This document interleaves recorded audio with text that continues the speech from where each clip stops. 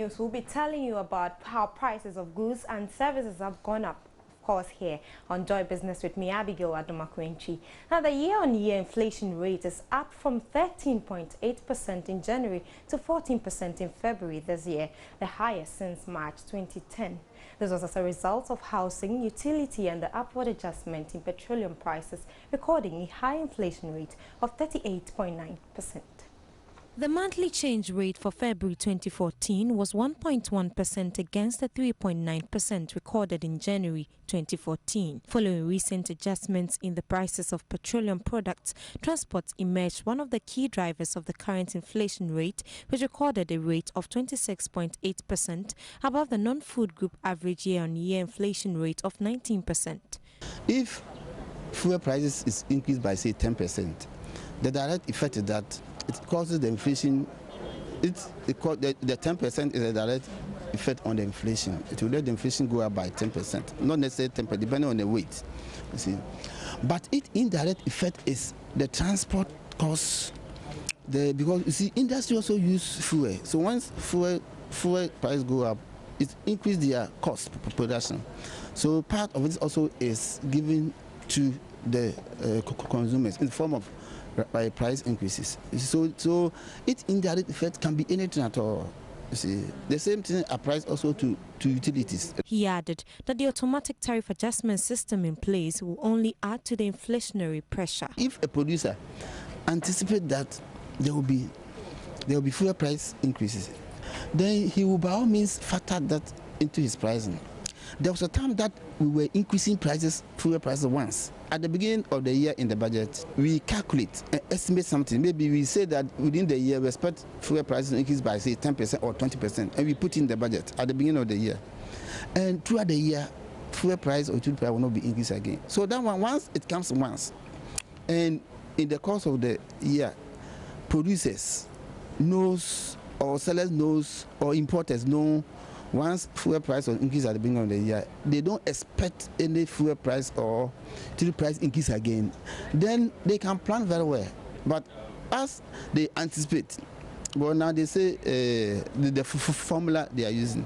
So people will always anticipate that there will be price increase. So that one alone can cause a lot of inflation in the country. Food and non-alcoholic beverages group also recorded an average year-on-year inflation rate of 7.5%, with cereals and products recording 7% inflation, above the average food inflation.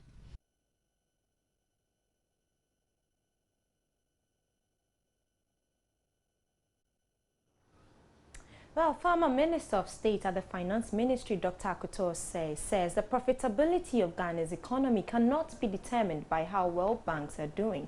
Speaking at the Graphic Fidelity Economic Dialogue in Accra, he said the fundamentals of the economy are not sound and that Ghana is losing its credibility on deficit reduction. He does not believe that profitability of commercial banks is a reflection of the country's standing.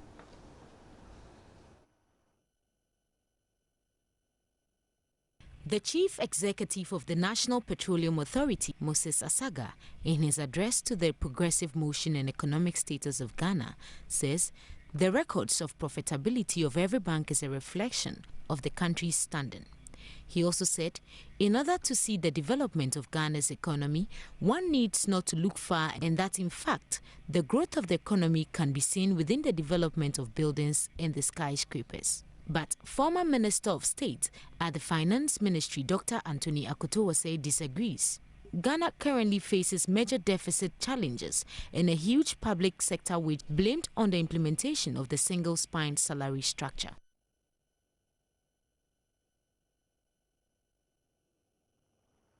Well, in other news, the Bank of Ghana has indicated it would review some of the recent foreign exchange measures, especially those that are badly affecting businesses. The central bank last February introduced a new set of measures aimed at stabilizing the Ghana cedi.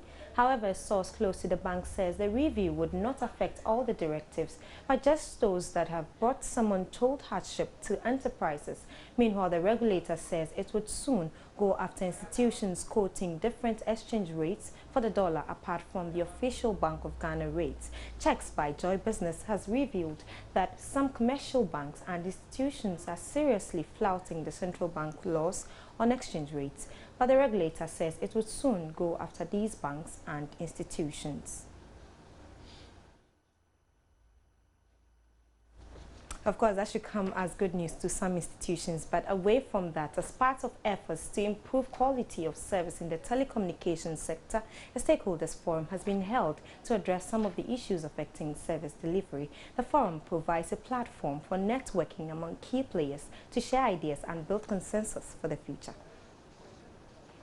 The Digital Family Forum forms part of an initiative by the Ministry of Communication to bring stakeholders together to dialogue on improving the sector.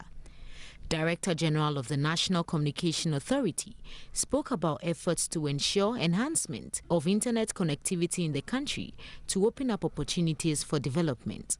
In the area of infrastructure, we have to date licensed 5 submarine cable operators. And what these cable operators do is that they bring the international fibers to the shores, and then from the shores these are taken inland, which gets used by corporates and ISPs and trickling down the line to the retail users. In terms of capacity from these 5 submarine cable landings, Ghana today has in excess of 13 terabits of bandwidth. That's far in excess of what we need as a country. Chief Executive of the Ghana Chamber of Telcos, Kweku Sechi Ado, also called on government to make it a priority to remove taxes on end-user terminal devices if it desires to boost internet penetration in the country. The government should seriously consider removing the 20% import duty on handsets.